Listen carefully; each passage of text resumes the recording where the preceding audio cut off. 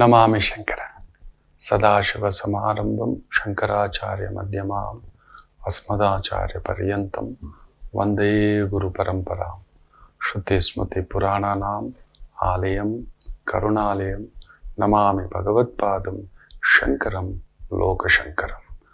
ನಾಡಿನ ಸಮಸ್ತ ವೀಕ್ಷಕ ಬಂಧುಗಳ ಪಾದಾರವಿಂದಗಳಿಗೆ ನನ್ನ ಶಿರಸಾಷ್ಟಾಂಗ ನಮಸ್ಕಾರಗಳು. ಪ್ರಪಂಚದಲ್ಲಿಯೇ ಅನ್ನಕ್ಕೋಸ್ಕರ ಬದುಕುವ ಏಕೈಕ ಜೀವಿ ಅಂದ್ರೆ ಯಾರು ಅಂತ ಗೊತ್ತಾ? ಅನ್ನಕ್ಕೋಸ್ಕರ, ಬದುಕಿಗೋಸ್ಕರ ಅಲ್ಲ, ಬದುಕೋಗೋಸ್ಕರ ಅಲ್ಲ, ಅನ್ನಕ್ಕೋಸ್ಕರ ಒದ್ದಾಡುವ, ಹೋರಾಡುವ, ದುಡಿಯುವ ಏಕೈಕ ವ್ಯಕ್ತಿ ಅಂದರೆ, ಜೀವಿ ಅಂದರೆ ಮನುಷ್ಯ ಒಬ್ಬನೇ. ನಂಬ್ತೀರಾ? ಕಾರು ಮನೆ ಬಂಗಲೆ ಎಲ್ಲ ಆಮೇಲೆ, ಹೆಸರು ಅಧಿಕಾರ ಅದೃಷ್ಟ ಎಲ್ಲ ಆಮೇಲೆ. ಯೋಚನೆ ಮಾಡಿ ನೋಡಿ, ಯಾವುದಾದ್ರೂ ಪ್ರಾಣಿ, ಜೀವಿ, ಪಶು ಅನ್ನಕ್ಕೋಸ್ಕರ ಒಂದೆರಡು ದಿನ ಇಲ್ಲ ಅಂದ್ರೂ ಅದು ಸುಮ್ಮನೆ ಇರುತ್ತೆ. ಹೊಡೆದಾಡಲ್ಲ, ಬಡದಾಡಲ್ಲ, ಕಿತ್ಕೊಳ್ಳಲ್ಲ, ಆಕ್ರಮಿಸಿಕೊಳ್ಳಲ್ಲ, ಅದು ದುಡಿಯೋದೇ ಇಲ್ಲ ರೀ.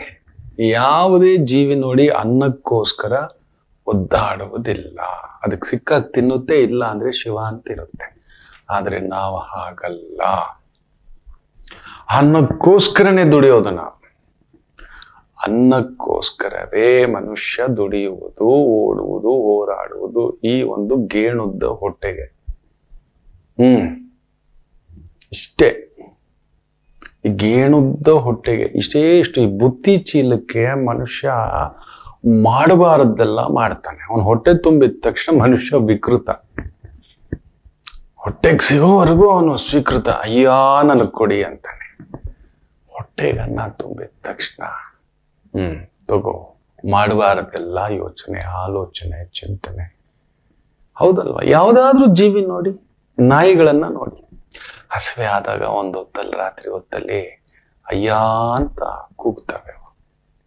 ಯಾವ್ದಾದ್ರು ಪಕ್ಷಿಗಳನ್ನ ನೀವು ನೋಡಿದ್ದೀರಾ? ಬೆಳಿಗ್ಗೆ ಮರದಿಂದ ಎದ್ದೋಳ್ತವೆ. ಸೂರ್ಯೋದಯಕ್ಕೆ, ಬ್ರಾಹ್ಮಿ ಮುಹೂರ್ತಕ್ಕೆ ಎದ್ದೋಳುವ ಏಕೈಕ ಪಕ್ಷಿ ಅಂದ್ರೆ ಕಾಗೆನೆ. ಅಷ್ಟೊತ್ತು ಕೂಗುತ್ತೆ, ಗಮನಿಸಿ ನೋಡಿ. ಗಮನಿಸಿದಿರ? ನಾವ್ ಎದ್ದೋಳಲ್ಲ, ಬ್ರಾಹ್ಮಿ ಮುಹೂರ್ತ ಗೊತ್ತೇ ಇಲ್ಲ, ಸುಮ್ನಿರಿ ಸ್ವಾಮಿ, ನಾವೇ ಬ್ರಹ್ಮ, ಅಹಂ ಬ್ರಹ್ಮಾಸ್ಮಿ ಅಂತ ಹೇಳ್ತೇವೆ ನಾವು. ಅದೆದ್ದೋಳುತ್ತೆ. ಯಾರು ಹೇಳ್ತಾರೆ? ಯಾವುದೇ ಪಕ್ಷಿ ನೋಡಿ ಗೂಡು ಬಿಟ್ಟು ಎದ್ದು ಚಿಲಿಪಿಲಿ ಚಿಲಿಪಿಲಿ ಚಿಲಿಪಿಲಿ ಗಿಳಿಗಳಿಂದ ಹಿಡಿದು ಎಲ್ಲ ಪಕ್ಷಿಗಳು ಎದ್ದು ಓಡ್ತವೆ. ಅದು ಗೊತ್ತಿಲ್ಲ, ಯಾವುದೋ ದಿಕ್ಕು ಹುಡ್ಕೊಂಡು ಹೋಗ್ತವೆ.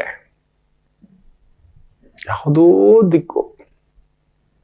ಎಲ್ಲಿಟ್ಟಿದ್ದಾನೆ ಊಟ ಅಂತ ಗೊತ್ತಿಲ್ಲ, ಎಲ್ಲಿ ಸಿಗುತ್ತೆ ಅಂತ ಗೊತ್ತಿಲ್ಲ, ಎಷ್ಟು ಸಿಗುತ್ತೆ ಅಂತ ಗೊತ್ತಿಲ್ಲ. ತನ್ನ ಹೊಟ್ಟೆ ತುಂಬುತ್ತಾ, ತನಗೇನು ಏನು ಗೊತ್ತಿಲ್ಲ. ಅದಕ್ಕೊಂದೇ ಒಂದು ನಂಬಿಕೆ, ಸೃಷ್ಟಿಸಿದ ಪರಮಾತ್ಮನ ಮೇಲೆ ಬಹು ಅಪರೂಪವಾದಂತ ಒಂದು ಶಕ್ತಿ ಆ ಜೀವಿಗಳು ಕೊಟ್ಟಿದ್ದಾನೆ. ಏನ್ ಗೊತ್ತಾ? ಆ ಪಶು ಪಕ್ಷಿ ಪ್ರಾಣಿಗಳಿಗೆ, ನನಗೆ ಭಗವಂತನಿದ್ದಾನೆ, ನನ್ನನ್ನು ಪಾಲಿಸ್ತಾನೆ. ಯಾವುದೇ ಜೀವಿ ಹಸಿವೆಯಿಂದ ಸತ್ತಿರೋದು ನೋಡಿದ್ದೇವೆ? ಅಪರೂಪ. ಇಲ್ಲವೇ ಇಲ್ಲ. ಈಗ ಮನುಷ್ಯ ಕಾಡು ಕಡ್ದು ಎಲ್ಲ ಏನೋ ರಂಪಾಟ ಮಾಡಿ ಇಟ್ಕೋಬಿಟ್ಟಿದ್ದಾನೆ. ಎಲ್ಲಾದ್ರೂ ನೋಡಿದೀರಾ ಮಕ್ಳೇ? ನೋಡಿ ಹೋಗ್ತವೆ, ಮತ್ತೆ ಸಂಜೆ ಬಂದು ಗೂಡಿಗೆ ಬೆಚ್ಚಗೆ ಬಂದು ಸೇರ್ಕೋತವೆ. ನಾನು ಒಂದೊಂದು ಸಮಯ ಊರಲ್ಲಿರೋಲ್ಲ, 2 ದಿನ, 3 ದಿನ, 4 ದಿನ, 5 ದಿನ ಬೇರೆ ಕಾರ್ಯಕ್ರಮಗಳು. ಎಲ್ಲೋ ಈ ವೈದಿಕ ತಾಯಿ ಜಗನ್ಮಾತೆ ವಾಗ್ದೇವಿ ಕರ್ಕೊಂಡು ಹೋಗಿರುತ್ತೆ. ಬರ್ತೇನಲ್ವಾ, ನನ್ನ ಆಫೀಸ್ ಹತ್ರ, ನನ್ನ ಮನೆ ಹತ್ರ ಕಾಯ್ತಾ ಇರ್ತು. ಅವುಗಳು ಗೊತ್ತಾಗುತ್ತೆ ನಾನು ಬರೋದು ಕರೆಕ್ಟಾಗ ಆ ಸಮಯಕ್ಕೆ. ಮನೆಯಲ್ಲೂ ಅದನ್ನೇ ಹೇಳ್ತಾರೆ, ಆಫೀಸಲ್ಲೂ ಅದನ್ನೇ ಹೇಳ್ತಾರೆ.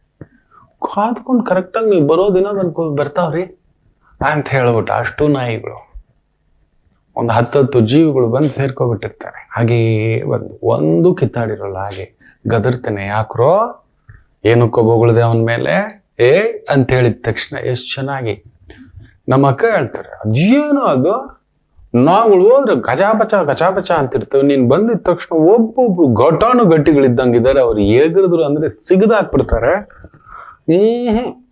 ಒಳ್ಳೆ ಮಗು ಮಲ್ಕೊಂಡಾಗ ಮಲ್ಕೋತಾವೆ ಅವು.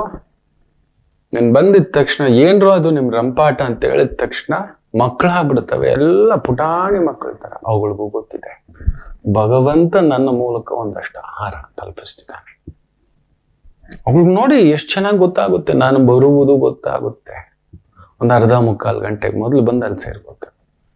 ಯಾರು ಹೇಳ್ಕೊಟ್ರು, ಹೆಂಗೆ ಹೇಳ್ಕೊಡ್ತು, ಆ ವಿದ್ಯೆ ಎಲ್ಲಿಂದ ಬಂತು, ಹೇಗ ಸೂಕ್ಷ್ಮ ಗೊತ್ತಾಯ್ತು. ನಮ್ಮ ಯಜಮಾನ ಬರ್ತಾವನೆ, ನಮ್ಮ ಅಣ್ಣ ಬರ್ತಾವನೆ, ನಮ್ಮ ತಂದೆ ಬರ್ತಾವನೆ, ನಮ್ಮ ಮಿತ್ರ ಬರ್ತಾವನೆ, ನಮ್ಮ ಬಂಧು ಬರ್ತಿದ್ದಾನೆ. ನಂಗೆ ಗೊತ್ತಿಲ್ಲ ನಾನು ಯಾರು ಅನ್ನೋದು ನನಗೇ ಗೊತ್ತಿಲ್ಲ. ನನ್ನ ಬಂಧುವ, ಅಣ್ಣನ, ಮಿತ್ರನ, ಏನು ಅನ್ನೋದೇ ನನಗೆ ಗೊತ್ತಿಲ್ಲ. ಕಾಯ್ತಿರ್ತವೆ ಮಕ್ಕಳೇ. 3 ದಿನ 4 ದಿನ ಕೇಳ್ತಾನೆ, ಏನ್ರಪ್ಪ ಎಲ್ಲಿ ತಿಂದ್ರು, ಎಲ್ರೋ ಮಲಗಿದ್ರಿ, ಏನಾಯ್ತ್ರೋ ಅನ್ನತಕ್ಕಂಥದ್ದು. ನೋಡ್ತಿದ್ರೆ ಹೊಟ್ಟೆ ಕಲ್ಕುತ್ತೆ. ಮಕ್ಕಳು ಅಚ್ಚುಕಟ್ಟಾಗಿ ತಿಂದು ಆನಂದವಾಗಿ ಅವಳು ಮಾತಾಡೋದು ನೋಡ್ಬೇಕು. ಏನೋ ಒಂದು ಆನಂದ ಮಾತಾಡ್ತವೆ. ಎಲ್ಲಾ ಪಶು ಪಕ್ಷಿಗಳಿಗೂ ದೈವ ಕೊಟ್ಟಿರುವ ಒಂದು ಶಕ್ತಿ ಏನಂದ್ರೆ ದೈವ ಬಲವೇ. ಅವಳು ಗೊತ್ತಿಲ್ಲ ನೋಡಿ, ನಮ್ಮ ತರ ನಾವು ನೋಡಿ ಬೆಳಿಗ್ಗೆ ಎದ್ದು ರೆಡಿ ಆಗಿ ಪಟ ಪಟ ಒಂದು ಆಫೀಸ್ ಇದೆ, ನಮ್ಗೆ ಒಂದು ಯಜಮಾನ ಇದ್ದಾನೆ, ನಮ್ಗೊಂದು ತಿಂಗಳ ಸಂಬಳ ಇದೆ, ಅದ್ರಲ್ಲಿ ರೇಷನ್ ತರ್ತೇವೆ, ಅಕ್ಕಿ ಬೇಳೆ ಬೆಲ್ಲ ಅಂತ ತರ್ತೇವೆ, ಜೋಡಿಸಿಟ್ಕೋತೇವೆ, ಮುಂದಿನ ತಿಂಗಳಿಗೆ ಇಟ್ಕೋತೇವೆ, ಇನ್ನು ಮುಂದಿನ ತಿಂಗಳಿಗೆ ಇಟ್ಕೋತೇವೆ, 6 ತಿಂಗಳಿಗೆ ಇಟ್ಕೋತೇವೆ, 1 ವರ್ಷಕ್ಕೆ ಇಟ್ಕೋತೇವೆ. ಮೂಸ್ಬೆಟ್ಟಿಂದ ಮೂಸ್ಕೊಂಡ್ ಪೋಯ ಅಂತ ನಮ್ ಗುರುಗಳು ಹೇಳ್ತಿರ್ತಾರೆ. ಮುಚ್ಚಿಟ್ಟಿದ್ದು ಮುಚ್ಕೊಂಡೇ ಹೋಗುತ್ತಾ, ತೆಗೆದಿಟ್ಟಿದ್ದು ಭಗವಂತನಿಗೆ ಸಮರ್ಪಣೆ ಕೊಡ. ಅದಕ್ಕೇನು ಆ ಪಕ್ಷಿಗಳಿಗೆ ಯಾವತ್ತೂ ಊಟಕ್ಕೆ ಕೊರತೆ ಇರಲ್ಲ ನೋಡಿ. ನಾಳೆಗೇನು ಅಂತ ಏನಾದ್ರು ತಂದಿಟ್ಕೋತಾವ ಗಮನಿಸಿ ನೋಡಿ. ಏನು ಸಿಕ್ತೋ ಅಷ್ಟು ತಿಂದು ಅಚ್ಚುಕಟ್ಟ ಗೂಡಲ್ಲಿ ಬಂದು ಸೇರ್ಕೊಂಡಿರ್ತವೆ. ಬೆಳಗ್ಗೆ ಎದ್ದು ನೋಡ್ತಿರ್ತಾನಲ್ಲ ಅವುಗಳನ್ನ, ಯಾರಪ್ಪ ಇದು, ನಾವು ನೋಡಿದ್ರೆ ಎದ್ದು ಓಡ್ಬೇಕು, ಅನ್ನಕ್ಕೆ ಓಡ್ಬೇಕು. ಅಯ್ಯೋ ಇದೆಲ್ಲ ಗುರುಗಳೇ ಹೊಟ್ಟೆ ಅಂತ ಓಡ್ತೀವಿ. ನಮಗೆ ದೇವರ ಮೇಲೆ ನಂಬಿಕೆ ಇಲ್ಲ, ಈ ಪ್ರಕೃತಿ ಮೇಲೆ ನಂಬಿಕೆ ಇಲ್ಲ, ಖುದಾ ಮೇಲೆ ನಂಬಿಕೆ ಇಲ್ಲ, ಜೀಸಸ್ ಮೇಲೆ ನಂಬಿಕೆ ಇಲ್ಲ. ನಮಗೆ ನಮ್ಮ ಮೇಲೆ ನಂಬಿಕೆ ಇಲ್ಲ, ನಮ್ಮವ್ರ ಮೇಲೆ ಇನ್ನೆಲ್ಲಿ. ಯಾರೋ ಬರ್ತಾನೆ, ಯಾರೋ ಕೊಡ್ತಾನೆ, ಇನ್ನೊಂದು. ಅನ್ನಕ್ಕೋಸ್ಕರ ತಪ್ಪಿಸುವ ಏಕೈಕ ಜೀವಿ ಮನುಷ್ಯನೊಬ್ಬನೇ.